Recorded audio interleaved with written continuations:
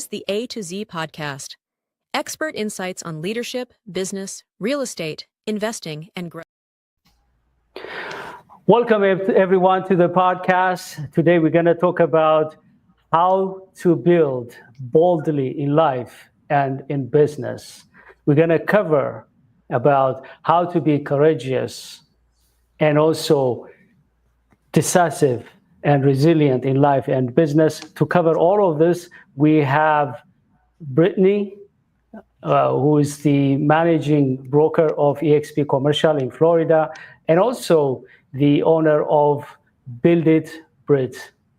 Brit, thank you very much for coming. I know you're very busy, but I'm excited about having this conversation with you and look forward to engage with you in this conversation. Welcome. Thank you so much, Dr. Azy. I'm so glad to be here. I love having you as part of our team at eXp Commercial, and just really excited to have this conversation with you today. I want to start with a personal question. When I study your profile, I see that you had clarity. You joined real estate out of college. When I see myself and some people around me, for example, in my case, I was all over the map. I was in science, research, leadership, and finally into commercial real estate and business brokerage. But you didn't have that. You were clear about that. Would you tell us about your origin story? How did it all start? Yeah, so you're right. I started right out of college. I actually have a degree in real estate from Florida State University. And I knew I always wanted to be a commercial broker. I knew since college. My mom, who was a commercial broker herself and a developer, really pushed me to do the real estate program at Florida State, and I'm so glad I did. Of course, I graduated in 2011. That wasn't the best time to do real estate, but I survived, right? I've been doing it 16 years now. It's kind of crazy to think I've been a commercial broker for 16 years. But I truly got started in it. I always knew I wanted to be in commercial real estate, wanted to be a broker. I just had no idea it would expand to everything that I do now, right? But I'm really, I knew from the very beginning, we always say real estate's in our blood and our family, and I knew I would be involved in real estate somehow. Just curious, I barely know about whether there are specific real estate path in college, which means you specialized in real estate as a major? Is that Yes. what you're telling me? Wow. Yep. I actually have an undergraduate degree in real estate. I dual majored also in marketing with a minor in communications. And then there are other schools that have this program throughout the US. There's even masters in real estate. I just have the undergrad, and then I decided to do my CCIM afterwards. So I am a CCIM designee, and I did that in lieu of a master's degree. But there are many wonderful real estate programs that specialize in commercial real estate throughout the US. And it accounts for several credits and other things. Like when I graduated, I didn't have to go to real estate school to get my license. I just had to take the test and get my broker's license. So there's some benefits there, but I still stay in touch with some of our professors from back then. And it's a really great program that creates a lot of careers in the CRE world. Do you have any takeaway from your college years that still helped you? Oh, of course. They really, we were in the real estate society. They pushed us to, of course, I was at Florida State, so we had fun, but they pushed us to network and do as much networking as possible. And still to this day, that's what I teach our agents at eXp is you don't have to know everything, right? You just have to be in the right room with people to do deals, and you'll learn as you do it. So I'm constantly pushing our agents to network as much as possible with other brokers, other agents, developers, contractors, attorneys. There's so many places to find leads to do deals, and that they really instilled that in us back then and pushed us to go to so many events, conferences, and really pushed us to introduce ourselves to everyone in the room.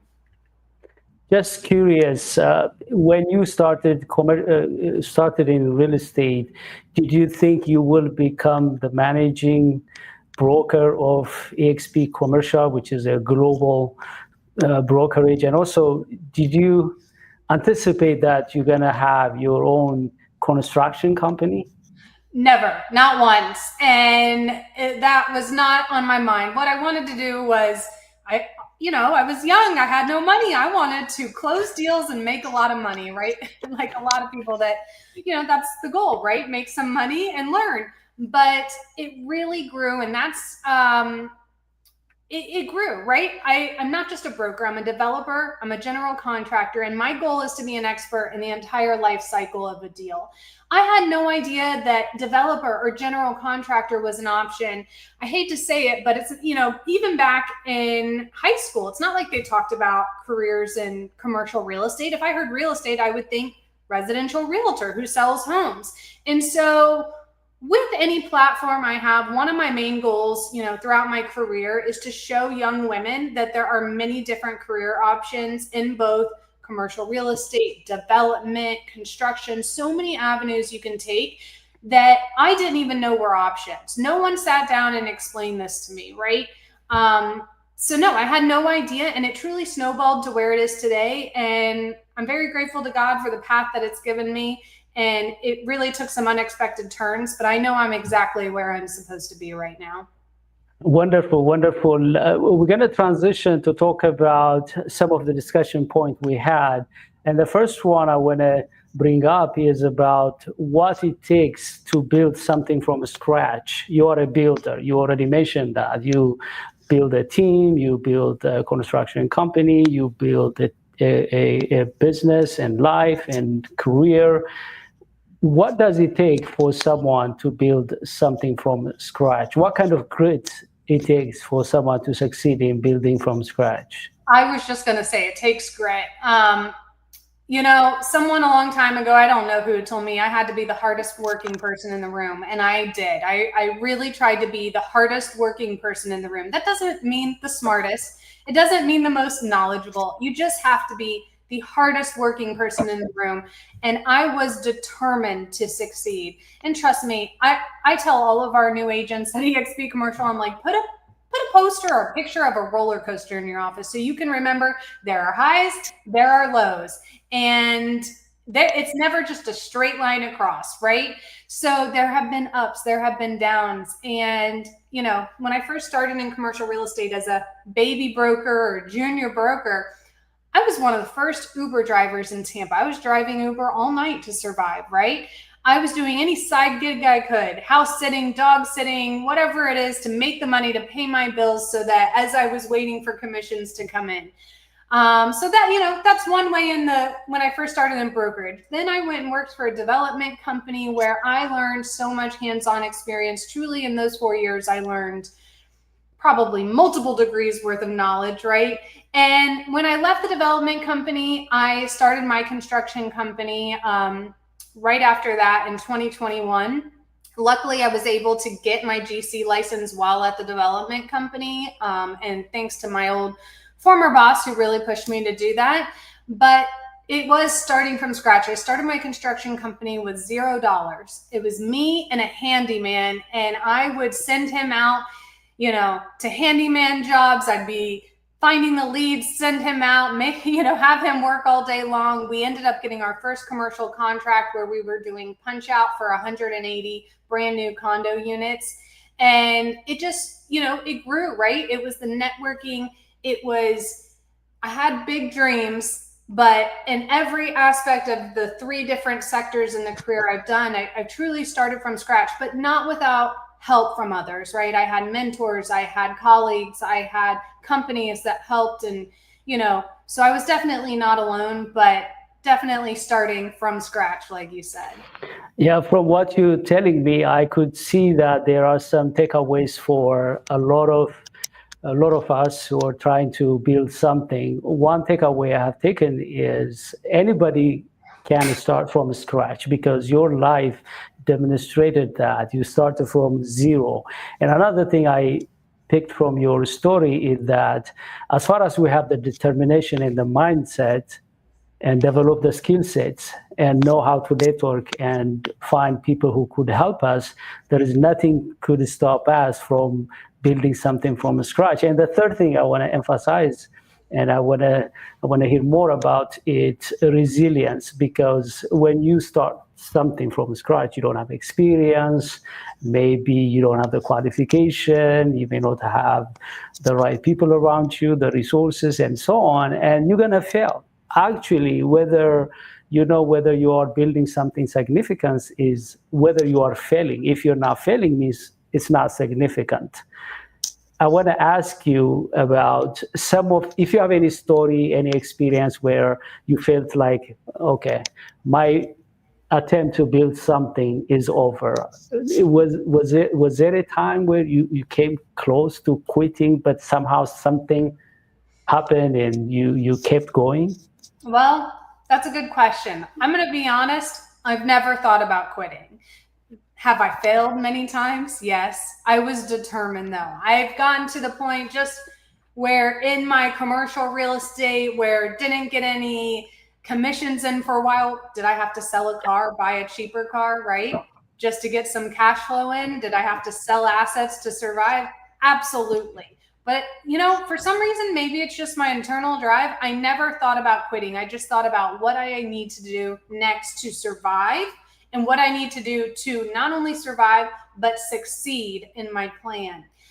So there were many times where I had failed. Trust me, you're going to mess up, whether it's in any industry, any at all. You're going to mess up. There are so many times I messed up big time early in my career on a lease where I didn't realize it till the day of lease signing, right? Had to go to my mentor, figure out what to do, save the deal. There are many times in the construction world, in the development world, where mistakes happen. How do we fix it? It just was never a matter of quitting. It was a matter of how do I survive and how uncomfortable how long do I have to stay uncomfortable, really? Because you do have to be uncomfortable. And with, I'm a mentor at eXp Commercial with a lot of our junior agents. And I always tell them, I go, no one needs to know you're a new agent, right? You know you're a new agent. The general public does not need to know that. Why? Because you have support, you have the team. When I first started in this industry, I had an amazing mentor, Lisa. She had 25 years of experience in retail leasing and sales, and that's what I specialize in, is retail and land. But every door I knocked on, guess what? I said, guess what? Hi, my team has 26 years of experience. Her 25 plus my 1 year of experience. And that helps me get in the door. So it truly is surrounding yourself with the right people to learn. You're always going to learn, no matter what career you're in, especially in commercial real estate, especially in construction. You're going to learn forever. And my goal is to be an expert in the whole life cycle of a real estate deal. Will I ever achieve that? I don't know, because there's still so much to learn. Every day I'm learning. In my own case, for example, I built something before I came to eXp Commercial. I built something. I was providing coaching, training in the area of soft skills, leadership, and organizational development. But when I entered into commercial real estate, I was starting from scratch. And I remember you were encouraging me, and I appreciate your mentoring, because when you start something from scratch, if you don't have people who support you, I have also 2 senior strategic partners who are mentoring me, guiding me, and I agree with you.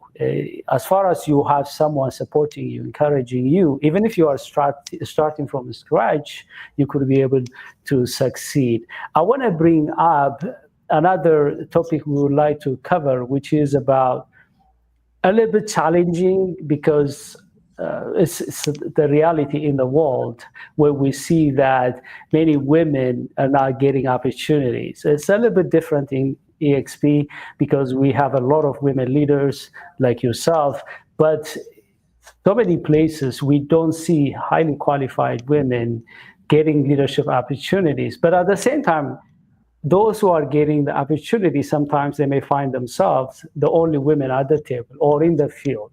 Very challenging. And I'm sure you have experienced this. And I want to know what helped you to lead in this kind of challenging environment. I'm not sure what led me to it, other than, my mom pushing me to do commercial real estate. And back then she definitely was one of the only women at the table. When I first got into commercial real estate, it definitely was a gentleman's club. And luckily I found the right mentor. Like I said, Lisa, she was a wonderful mentor who had been in the industry a long time. And she taught me who the big players were, how to put myself in front of them. And, just don't take no for an answer, right? So there have been many times where I found that they may not want to trust you in the beginning as a woman. And I hate to say that, but what you have to do is just prove yourself, right? You have to show them your capabilities, your ability to get a deal done. And I've always had that in the back of my mind, especially on the construction side. I'll tell you a story. I own a construction company called Build It Brit here in Tampa. I have a great team that runs the day-to-day of it, but of course, I own the company, I pay the bills. And one of our electricians who we had been using for a long time, one day out of the blue goes, wow, it's so nice. I've been meaning to tell you that your dad named the company after you. My dad is a CPA. My dad's never picked up a hammer in his life.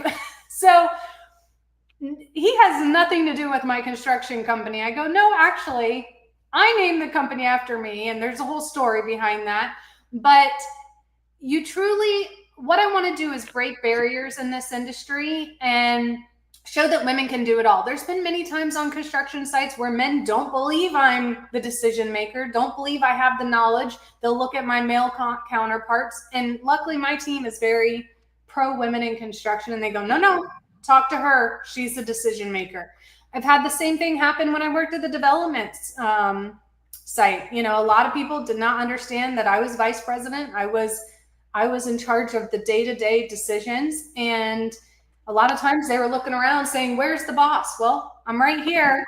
And, you just have to keep pushing. But what I found is when you show that you know what you're doing, then that's when the respect comes. And, without regard to gender, right? But it does make it a little bit harder as a woman. You have to prove yourself.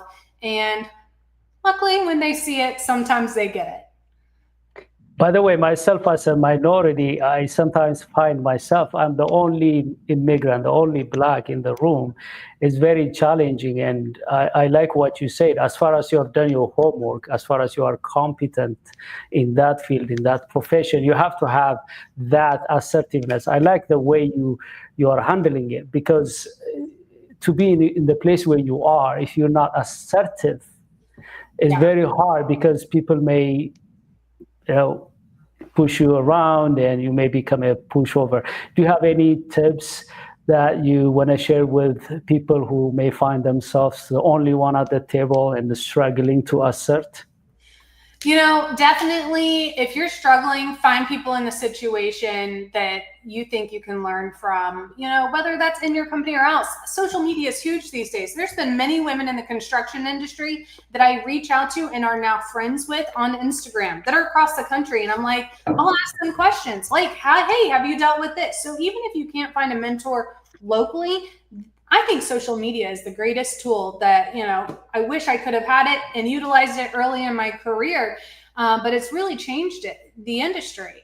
And so aside from social media, definitely, if you're scared, okay, but do it anyways. Someone told me that a long time ago, and I have to remind myself sometimes I still get nervous. I still get scared or, want to avoid doing something. Okay, well, do it anyways. And if you fail and try again with someone else. So if you're cold calling and someone's not taking you seriously and okay, maybe it's not a deal for you right now, mark in your calendar to follow up with them in 4 months.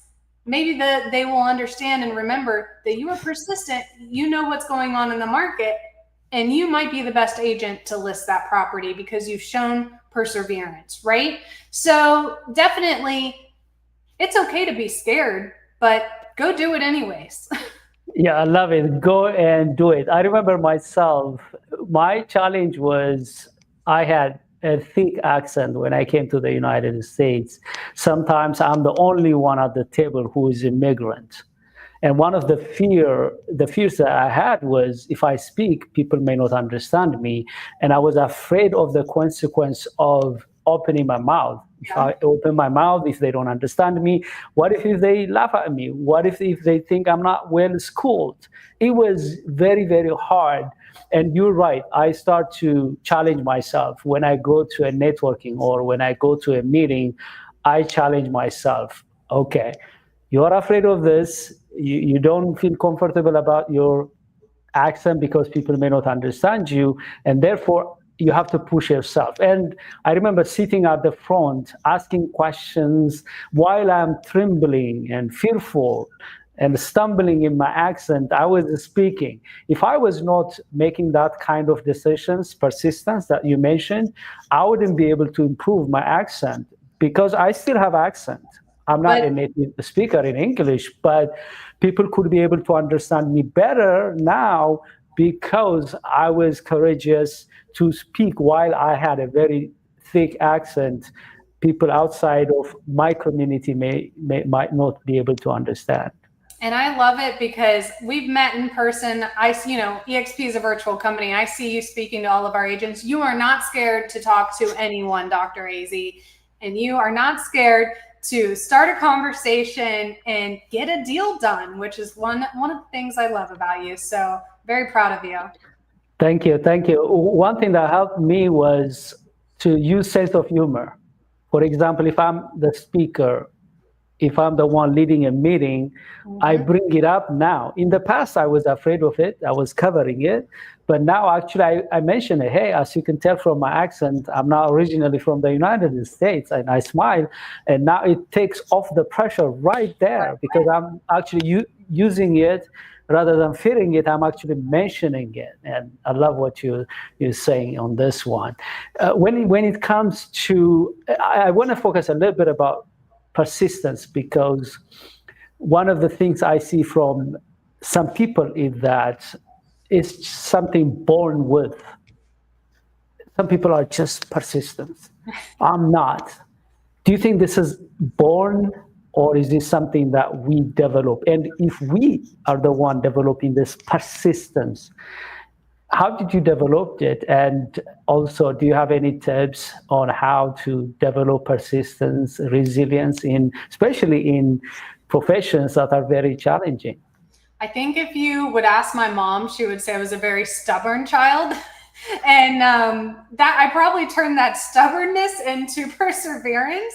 So I think there is a bit that I was born with it. I was always determined, outspoken, but doesn't mean you're not scared, right? Like I used to be terrified of public speaking, and practice makes perfect, right? I remember I got invited to speak on a panel at a conference. I took one of my good friends out to drink who had been speaking on many panels, and I made him just drill me, right? Like, and that's a favor to each other, right? And so you just, whether you're born with it or not, you just have to have the drive to keep moving forward, keep going. And there's so many aspects. I mean, there are times, when I first started at EXP Commercial, I'd had my broker license for many, many years, and I had managed at my last company. I was vice president, but I only managed about 5 people, right? And then, of course, many crews and subcontractors that didn't work for the company directly. But I had never directly managed 100 commercial real estate agents. So even starting at EXP, that was a whole new world for me. I had the brokerage knowledge. I had the experience of doing real estate deals, but I had to learn how to become a player coach and help push our Florida commercial team to be the best that they could be. And I'm learning every day. I've grown my leadership skills from accepting that job, which I had the experience, but not the entire experience, right, of managing that many people. So don't be afraid to take on opportunities that you absolutely may not be, you think are the most qualified, but you know what? EXP saw something in me, and I'm so grateful every day because we've done a really good job of growing the Florida commercial team across Florida. We have 108 commercial agents as of today.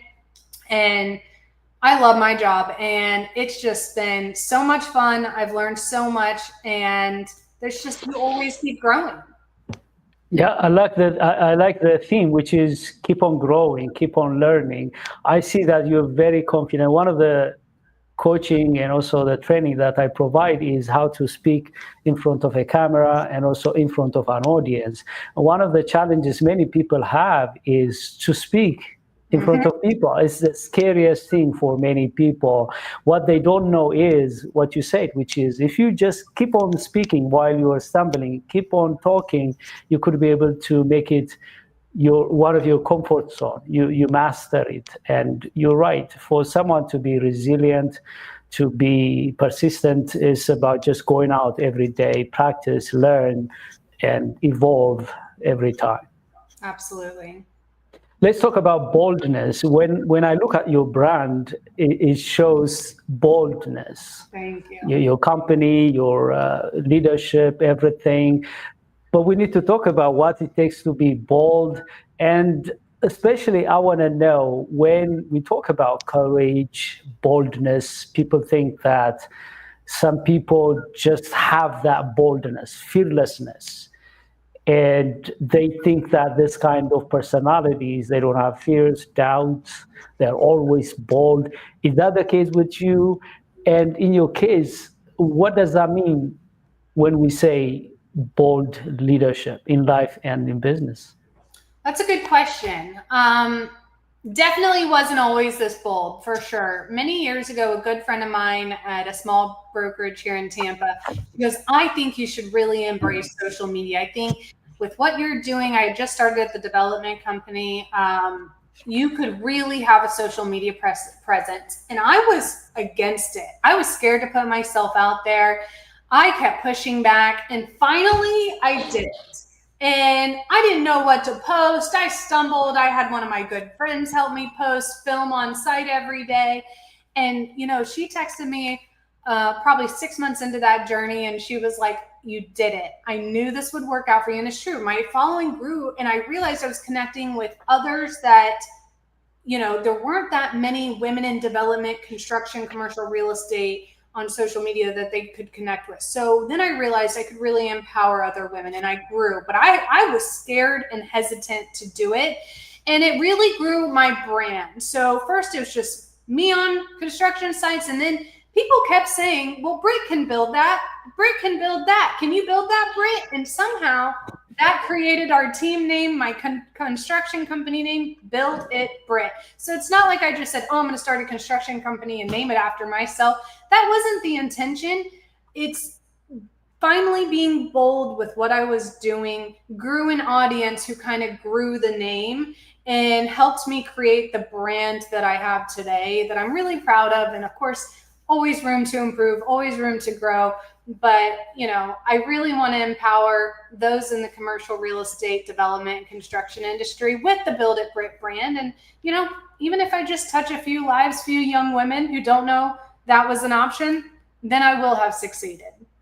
I love about this, you're bold, you're courageous, is more than yourself or your needs or your aspirations. It's about other people. And I resonate with that. I remember myself initially, by the way, I have preference for introversion, and people don't believe me when I tell them that I have preference for introversion because they see me speaking, writing, and so on. They think I'm extrovert, but I'm not. And one mentor I had who helped me to overcome that, he used the same analogy that you use, which is, okay, even if you don't want to speak up, if you don't want to be in front of people, what about the people who could hear from you? What about the people who may be inspired by you? What about those people who may get something out of you to go to the next level? When I heard about that, I said, you know what? Okay, I don't feel comfortable to go out to network, take leadership initiative. I always love to sit down, read, write, strategize. That's where my comfort zone and my strength. But when I realized that I am denying other people and I am being selfish for just staying where I feel comfortable, that's when I say, you know what? I have to step up. And this has power because we humans, we more than we care about ourselves, we care about other people, especially for the things that we have the strengths. We want to give it to other people. Another thing that...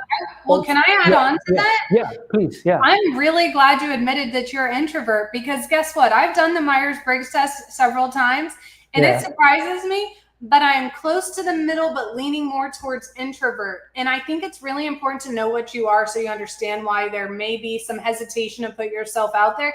But if you ask my friends, everyone's going to say I'm an extrovert. But you know what I've also learned about myself? I've learned my learning style. I learned what I need to reset. So, you know, I do 10, 12 meetings a day, but usually around 8 o'clock at night, I need to be alone with my dog, maybe a glass of wine, and not talk to a single soul, right? Like, that's my time to recharge, reset. So I think it's important to understand where your natural, you know, skill set lands, and then cater your day to day. I always make sure I have like a break to calm down, reset, not have my phone on me. And I'm sure you kind of, you know, deal with the same things. Yeah, I'm glad you brought this up, because so many people struggle. They don't want to go out. They don't feel comfortable to step up and be in front of people. They think something is wrong with them. They think this is just only them, not other people. One thing I remember myself, before I learned about Myers-Briggs, before I took that, before I realized that this is the way I'm wired, but I don't need to stay there. I remember I had a colleague, whenever he wanted to meet me when I was in the DC metro area, he calls me while he's driving, coming to my area. He just called me, AZ, I want to meet you. Myself, to go out and meet people, I need to think about it, need to plan about it. Yeah, exactly. And now he has preference for extroversion. For him, he doesn't want to plan. He doesn't want to think about anything. Whenever he want to do something, he does it on the fly. And I struggle with that myself as well. I'm a big planner.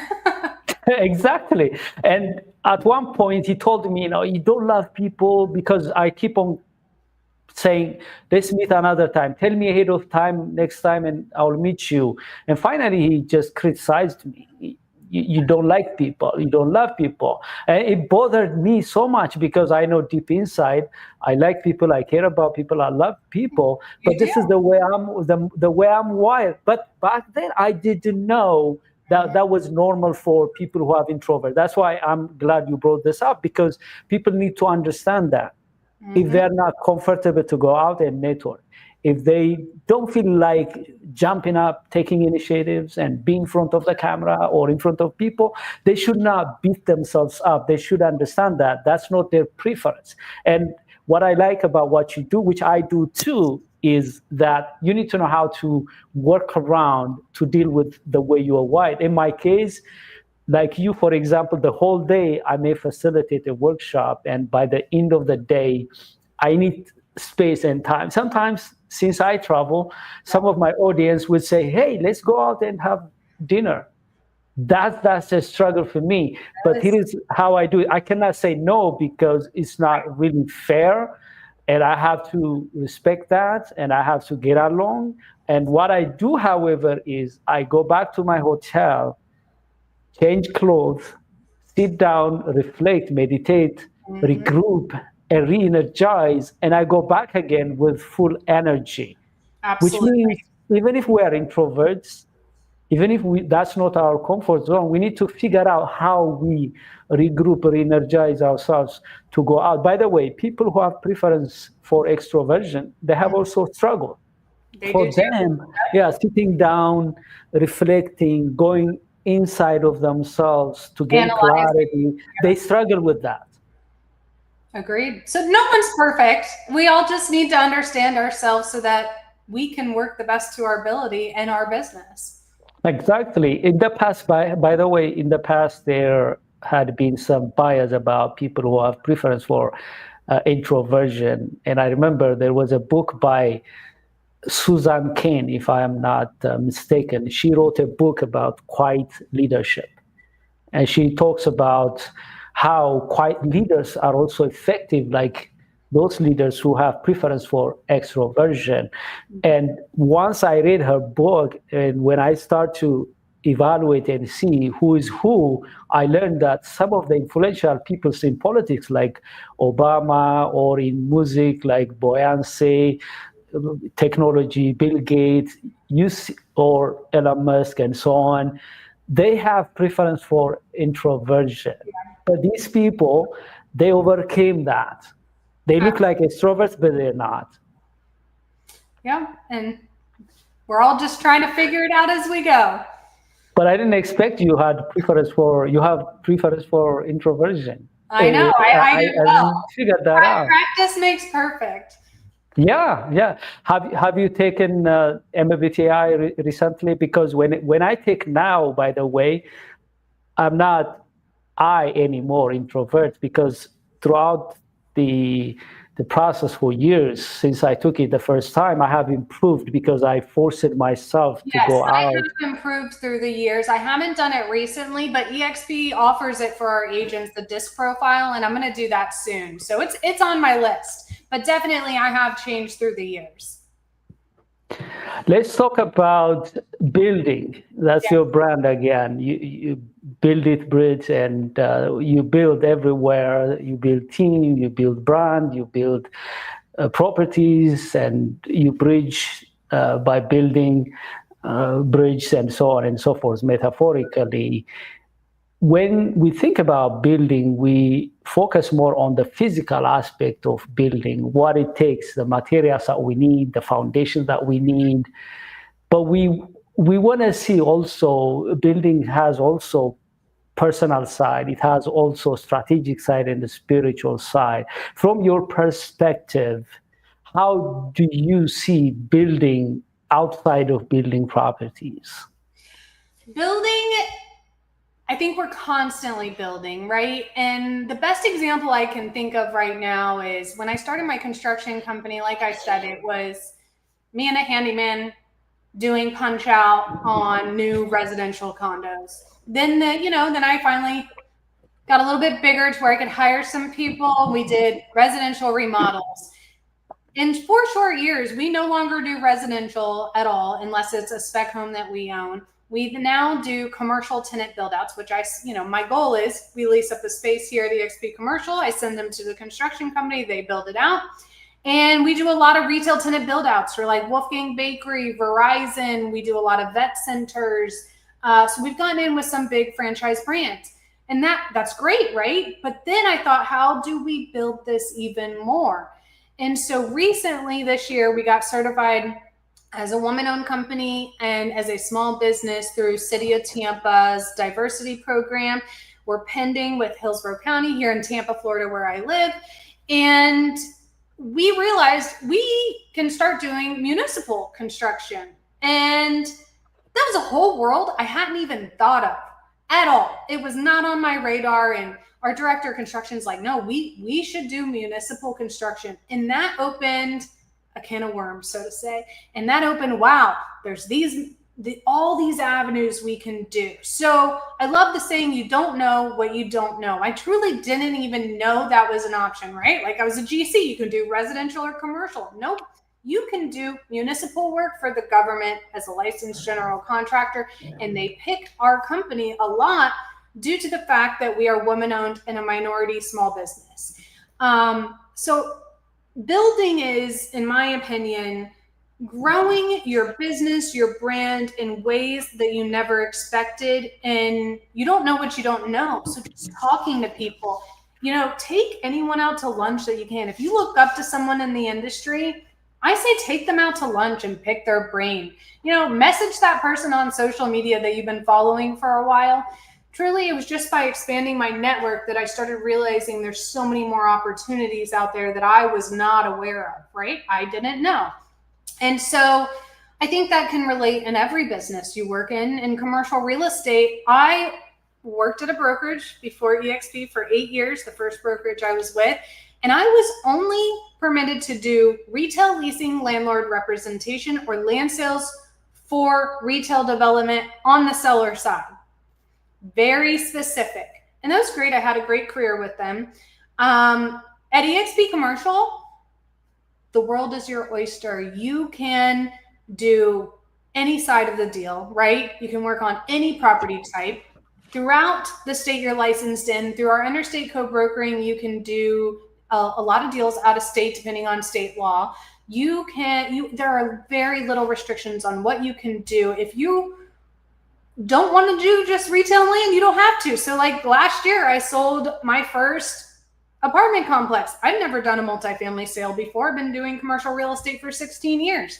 The year before that, I sold a triple net investment sale warehouse. Never done one of those before. So I think putting yourself in a place that'll allow you to expand, maybe you're stuck somewhere that won't allow you to expand. So look at your options and see what you don't know by just talking to people, right? Mentors, networking, connections. Truly just always be open to opportunities. May not be the right opportunity for you, but be open to the conversation, open to understanding what's out there, and planting the seeds in your mind for the future. Maybe you're not ready for this next big step now, but you can create a path to get there. So just always being open. And I think that's how we grow and build. I like about the fact that building is something that takes you time and process. One challenge I had, and I also see in some people, is that they think they can just build their life or their brand or anything right away. And when that doesn't happen, they immediately give up. In my own life, I remember at the early stage when I joined social media, I was expecting people to like my videos, my social media posts, and so on. When I wrote my first book, 2011, my expectation was, hey, I'm building a brand as an author. And I thought my first book would become a bestseller. It didn't happen. My sixth book became Amazon's #1 bestseller. I learned a lot of experience from those books that I published. Sometimes I remember when I published the first book, people who really cared about me, who heard me saying this book gonna be successful, came up to me and asked me very genuine and docile question, like, how much did you earn from the book, and how many speaking engagement you got from the book, and so on. I didn't have any story. I was frustrated, but one thing I didn't do was like you. I didn't quit. I kept on writing. When I look back, my writings, sometimes I just feel ashamed. Oh my gosh, is that how I was thinking 5 years ago, 6 years ago? But if I was not building, if I was not writing book after book, I wouldn't have improved. Right. I wouldn't have been able to write a book finally, which became Amazon's story. Exactly. And people, however, I see some people, they just look at their post or their videos and they don't see any like or any view. They think they have to quit. They think something wrong with them, or they think people are not interested in their content and so on. But building a brand, it takes you time. You have to be persistent. Yep. One thing I realized, it's a number. It could be not accurate, but I heard that those people who succeeded because they know how to just show up, how to just keep on doing.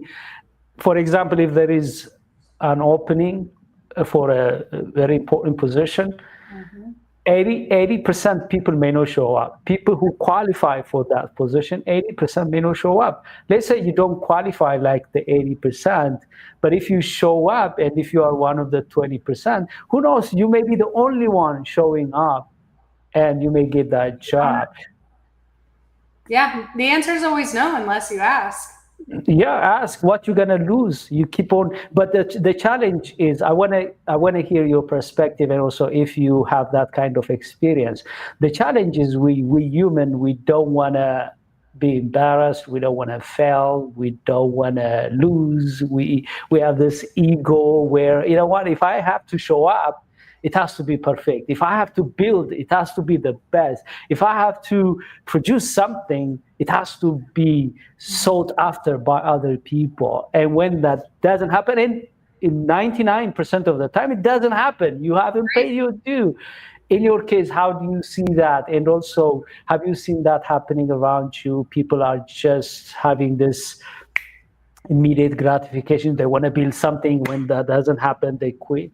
Yeah, unfortunately, I have seen that, with new agents in the industry, and it takes time to build your portfolio in real estate, right? Your pipeline. It takes time to grow your pipeline, right? And so we all chose to be in an industry where you're not getting a salary per se, most times, like if you're a commercial real estate broker or agent. And so what I like to do is, all right, you're never going to get the 2-week paycheck being an agent, but let's have a goal of monthly income, right? So what does that mean? That means you need to close a lease, right? And then split that commission into 2 payments. You usually get paid first half when you sign the lease, second half when they open for business. Guess what? When you do 1 lease, you've guaranteed 2 months of income for yourself. And so I always explain that to our new agents. And a lot of times you see agents fail because they aren't thinking about their pipeline, right? They're scared to put themselves out there. And let's talk about cold calling. Cold calling, do I love it? Absolutely not. I don't know many people who absolutely love it, but it is necessary, right? In commercial real estate. So the way I trick my brain, I don't cold call off a script when I'm calling on a potential property that I would love to list, right? I think of it as it's a conversation.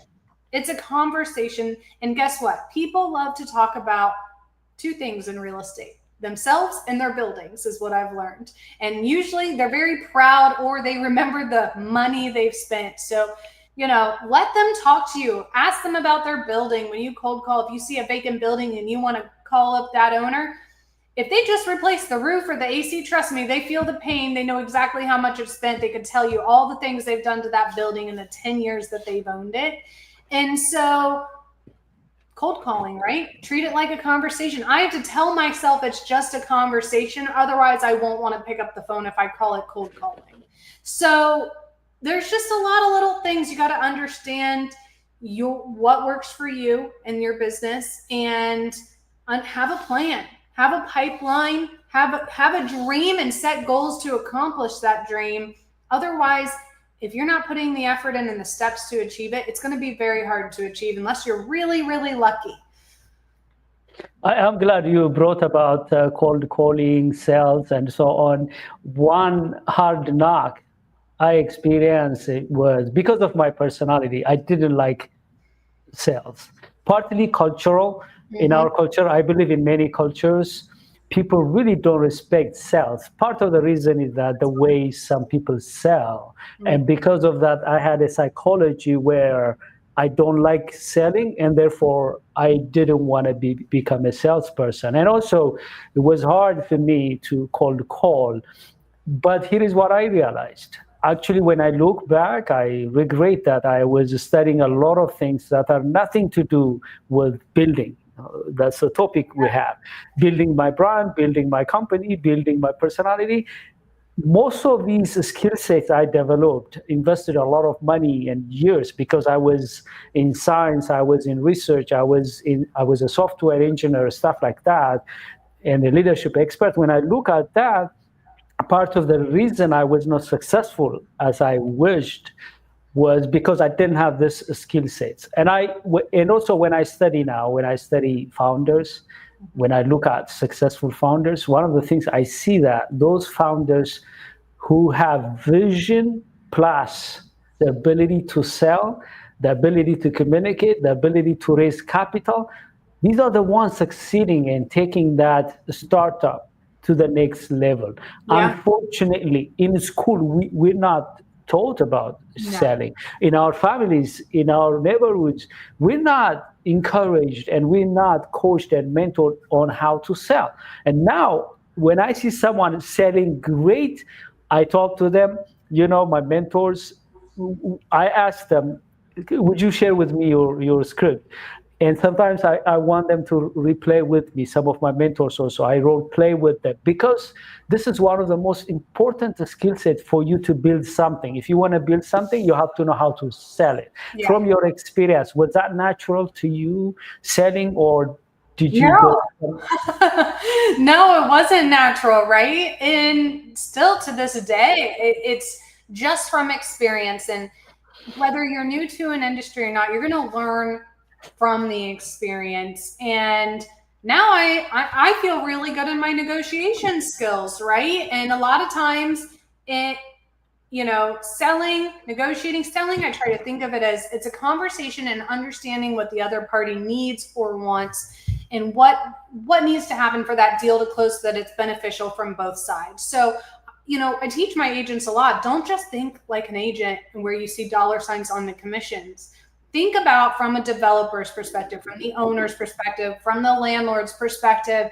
Understand, put yourself in their shoes so you know what is important for the deal to succeed, right?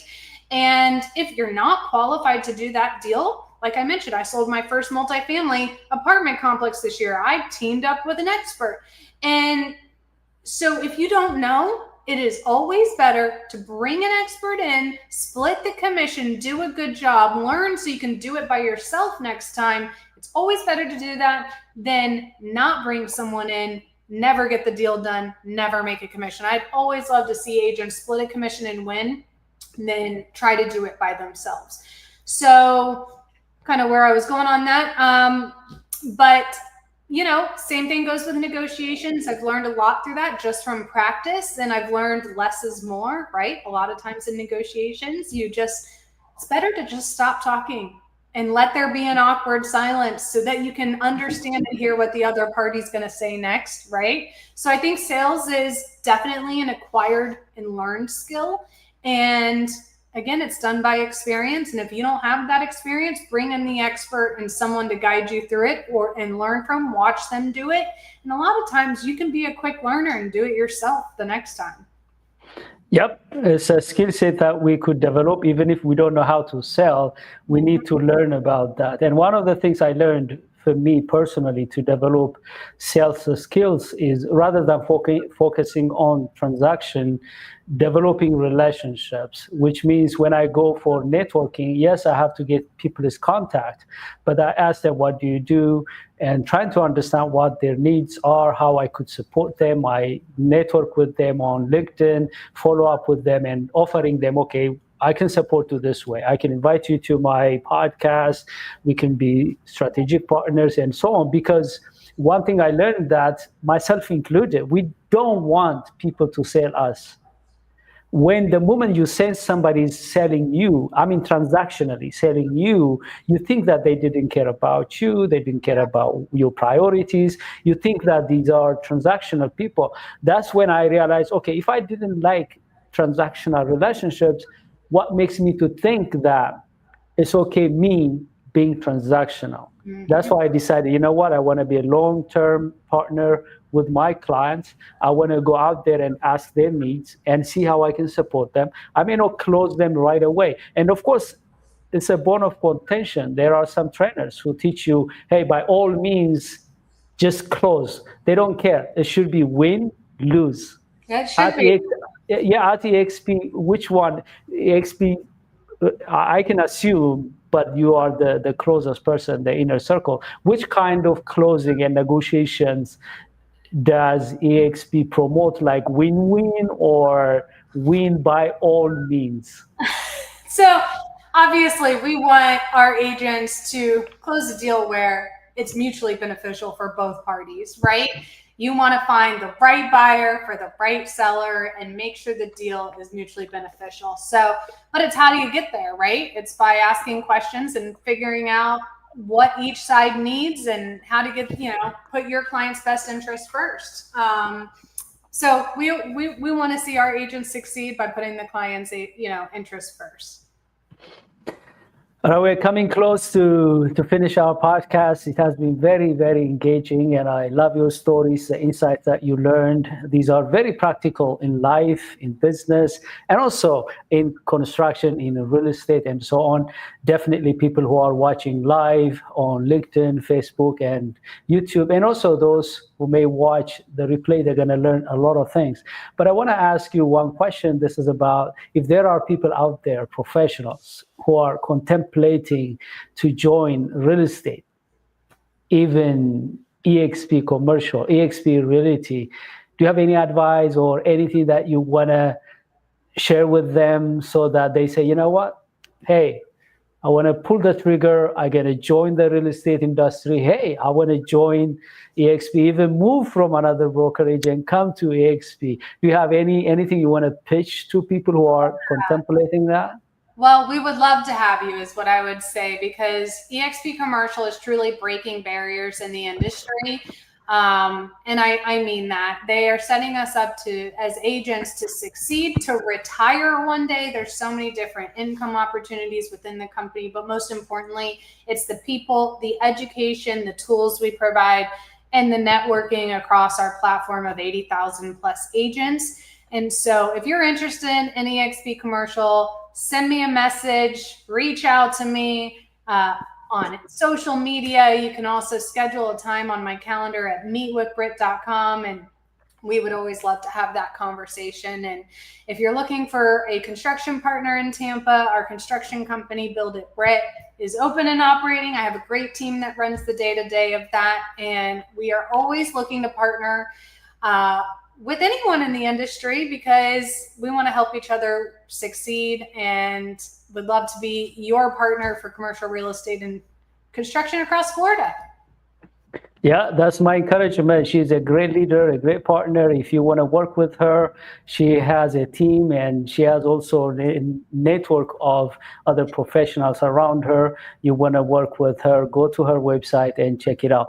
Last minute advice or comment or anything that you'd like to share with our audience? Well, I want to thank you for having me as a guest, Dr. AZ. It's such a joy to work with you, and your leadership and your skill set are just something really admirable to look up to. And just some advice for everyone listening is go out there, do it, find the right mentor or partner to work with, and let us know how we can help you, both Dr. AZ and myself, and keep going.